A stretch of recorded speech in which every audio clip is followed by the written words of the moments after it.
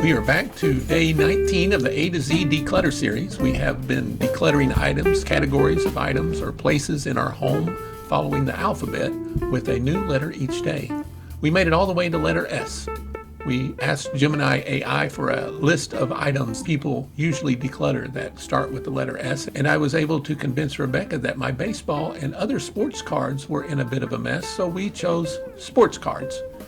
Minimalist guru Joshua Becker says clutter isn't always about having too much, it's about not having a place for what matters, and that was my predicament.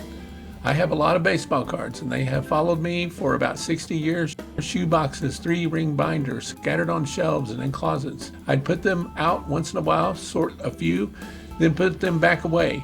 But baseball cards aren't clutter. I just need a way to organize them and give them their own place and hopefully find a way to protect them a little better. I first separated out everything from the sports stuff that wasn't baseball cards, and we began to make a place on the dining room table for all 30 MLB teams. Actually 31 because I have several Montreal Expo cards, but they are no longer in the game. Rebecca made a spot for each team in alphabetical order and put the team name on each pile so I could easily see where each team was. This project actually took me a couple of days, laying each card in the correct team pile and then putting them all in plastic sleeves by teams. Some people organized by year, some by value. I wanted them organized by team because that's how I enjoy them. We love baseball, and because Rebecca and I grew up in different towns on the east side of Missouri, we specifically love the St. Louis Cardinals. Before cable TV and 24-hour sports channels, we have fond memories of our dads listening to every game over the radio.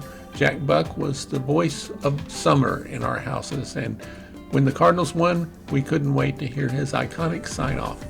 That's a winner. Honestly, all these years later, we still prefer Cardinals baseball that way, on the radio. We love going to games in St. Louis at Busch Stadium. While Rebecca and my allegiance has always been with the St. Louis Cardinals, we were living on the west side of the state of Missouri when our two sons were growing up, and they grew to love the Kansas City Royals. It's our own family rivalry. But because baseball is baseball, we love it all.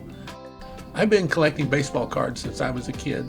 Back when you'd walk to the corner store with your buddies, buy a pack with a slab of bubble gum in it, and then you'd stand around comparing cards while chewing what was basically rubber, and I saved every card. About 75% of the collection is from the 1970s. The rest came later, cards I collected with our sons while they were growing up. At one point, a friend went through them and pulled out the more valuable ones, put them in individual hard plastic sleeves, and stuck stickies on them with their estimated worth. For this declutter, we didn't actually get rid of anything. Every baseball card has a little value, but the value has never mattered to me. It's more about the hobby and the love of baseball. This was about bringing it all together in a place I can easily find it and go through them and enjoy them and pass them on to the kids in some kind of orderly fashion instead of scattered throughout my office. Once everything was sorted and sleeved, I began putting them in 3-ring binders, alphabetized by team. I then took my most valuable cards and put them in what we hope is a waterproof, fireproof box. At least that is what they claim. Basketball and football cards, those went into their own binder. And finally, everything went into another waterproof, fireproof duffel bag. No more shoeboxes, although I am saving one I've carried around for over 50 years. No more scattered piles mixed in with basketball and football. Everything in one place and organized. It has gone from feeling like clutter to feeling like a real collection.